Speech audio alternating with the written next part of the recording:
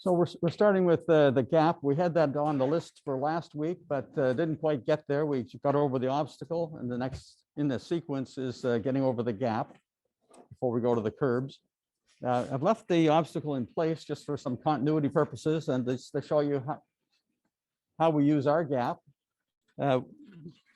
We keep these pylons on these vertical metal bars because it's very easy to trip over them. They're the ones that sort of stabilize the obstacle when we're striking it. So we need to get rid of those, get rid of the obstacle itself. And what we've had done is a jackhammer is drilled down into the floor, concrete. And so we've got a little spacer consisting of foam, a little cutout on the corner so you get your finger around it, and a piece of wood. So that brings it up to the level of the floor. Now we have a gap that's 10 centimeters across and a couple centimeters deep. So that's the test setup we use for in here and that we're going to use to start with. But while we have you talking about setup, if you don't have a jackhammer or permission to dig into your floor, you can set it up as we've done over here, which with the 5 centimeter curbs, which we're going to come to in a little while. But if you have two of them, they're just plywood over 2x4s and separated by a gap, and by a brick is just about exactly the right spacing there. And it needs to be braced against a wall to keep it from moving when it's struck. So we're not going to use that for now, but we're going to use the gap we have in the floor. So Sheriff, you'd like to show us how you would do the testing? Sure. So much like the obstacle, we want to start at our starting point, 1.5 meters away.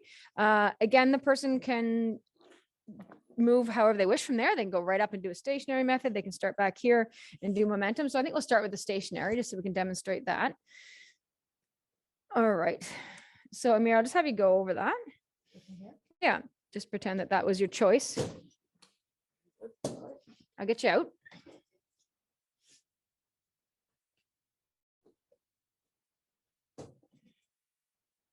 Great. Okay, great. So you already commented on your spotting there and technique for the obstacle. Yeah, so I haven't. So when I just demonstrated only. So Yes. When we're spotting, we have the one hand spotter strap, again, between the rigidizing bar. You also note that I had my hand in front of Amir's shoulder.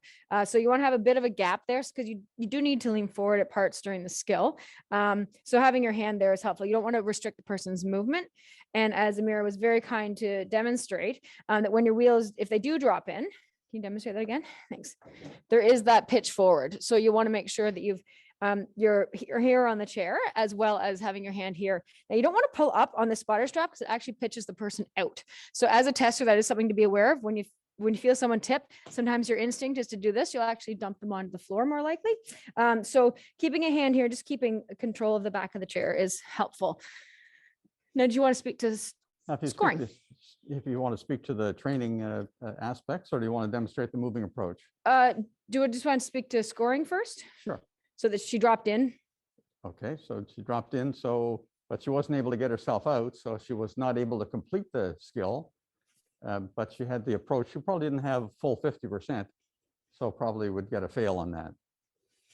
All right, so we'll actually do stationary a little bit more with the mirror. If you could get the mirror, please. So one of the tricks that we talked about when we were learning the transition pop, that single pop, that transient pop, is just that people are often aware of where their feet are if they were previously ambulatory, but not as aware of where their casters are. And there's a big difference. Are you able to just show the casters here? I'm going to pause while things roll around. Okay.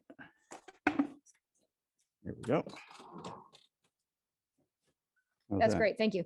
So those foundational skills that we work on, knowing where our casters are in space, like going around a rock or things like that, can be really helpful because you can see where the casters are in relation to Amira's toes now versus where they are here. So it's very unlikely that people that when they're first learning are going to realize that they can actually have their feet that far over or into the gap or the obstacle or whatever the case may be.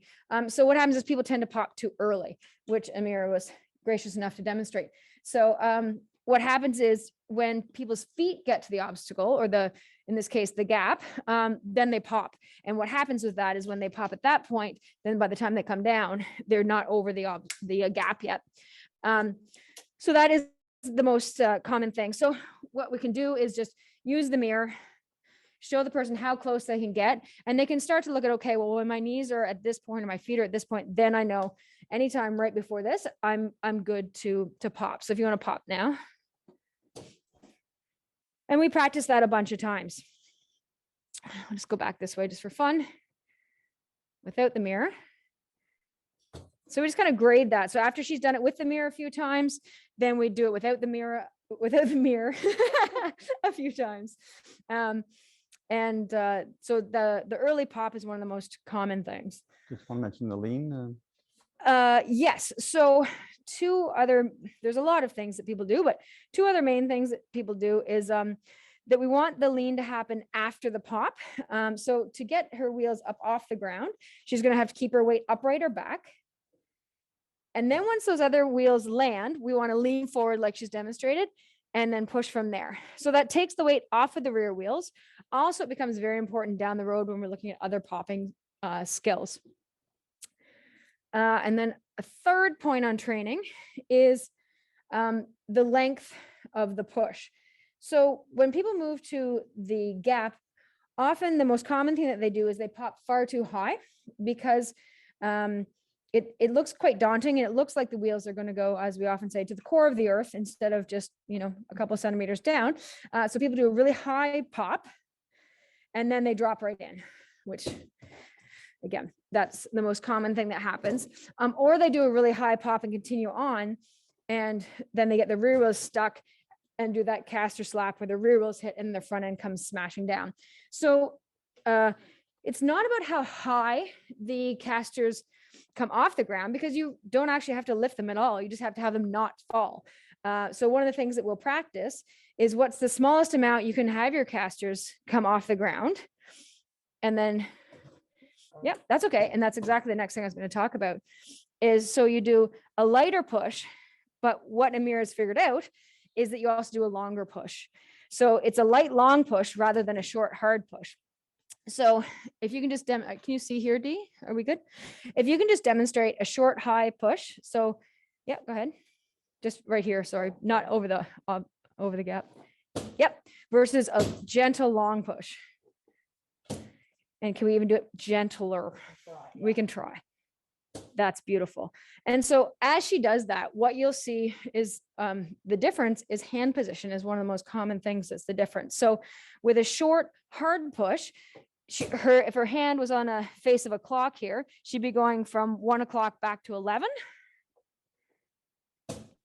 and not getting much distance covered, versus a gentle long push. She may start at 10:30 and then go way back. I'm doing the clock backwards because I'm on the wrong side. Sorry. Anyway, long push, short push, distance on the hand rim. So a nice long one. And okay, now I'll get you to the obstacle and just see what's the smallest amount you can pop and get over it. So a gentle long push. That was not bad. So those are the things that we'll practice, is getting just that perfect amount. And what Amira has added to it now is she's doing a momentum approach, because that's what's more comfortable for her. So for demonstration purposes, I'm artificially having her do the stationary approach, but again, you would advance to the momentum approach, because you don't come up to an or a gap and then step over it and continue on. So let's do that again. Amira will just show. Yeah. So she's going to coast, pop, and lean. So it's the same instructions as for the obstacle, but it's just, you have your keeping your hands on your wheels a little bit longer and popping less hard, less high. So while we're still in the this chair, can we demonstrate the diagonal approach, either going from there to here or vice versa? Do you know what that means? So you don't have to actually pop. Yeah. Okay. Yeah, whenever. So depending on your chair setup and the size of the gap that you're going over, It can be possible to just slowly maneuver over it, because all you need is 3 wheels on the ground at once. So you'll watch, and as long as Amir can get this on an angle, Don't lean forward. give it a try. There you go. So she didn't actually have to pop. It's just 3 wheels are supported at all times. But the only comment on that was that if you lean forward, then you're gonna tip the chair into the gap. You have to keep your weight back. to On be the large 3 wheels. Yeah. Yeah, so let's try that again. Just nice and slow. Great. Yep. So And just that's a technique we use for power chairs as well. So Miro, can we get you to simulate hemiplegia? You show the backward approach. sure.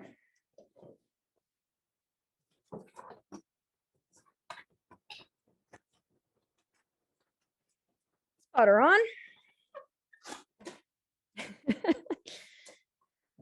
When you're too short, I'm in trouble. Yeah, I'll throw that over there. As a spotter, the key thing for you is not to fall in the gap. Oh, yes, absolutely. So you never have someone seated without a cushion. It's just that this is a random chair, and the importance of the lower leg length being longer than the front seat height is really critical for propulsion. So we're just simulating that by pulling the cushion off. Yeah, in other words, my foot didn't reach the ground when I had the cushion on her. Very well.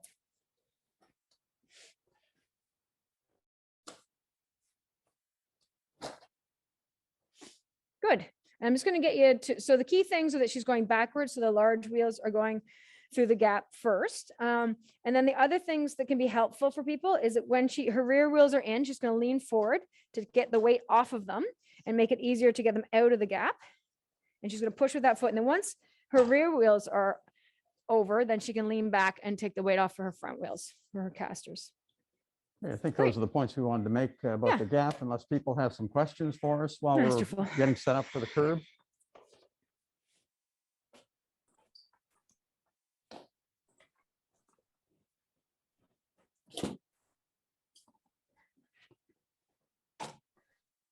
Hey, Lisa, do you have a question? You can feel free to ask it. Thank you. I wondered if we could do a demonstration of the caregiver method, the best way for a caregiver to push somebody over a gap like that. Absolutely. So the question is, can we do an example of the caregiver technique for doing this skill? Yeah. Sure, abs- absolutely. Yeah, anytime. Caregiver in this or Sure, the- this is fine. Okay. So the hand rooms are a little lower in this one. Basically, you have your 2 similar options. So the Hemi method is the same for caregiver. So again, as long as I'm looking here, I can have her, if she can, I'll ask her to lean forward till I get the rear wheels out, and then I'll ask her to lean back. And then I'm just going to tip that back a little bit so she doesn't drop in. And my other option is to go forward, which is often trickier. So I want to tell her that I'm going to tip her back and then get those wheels over. And then if she can, I'll get her to lean forward just so it's nice and smooth. The key thing, again, with both of those, any caregiver techniques, is that you talk about what you're going to do ahead of time, get permission, and then do it.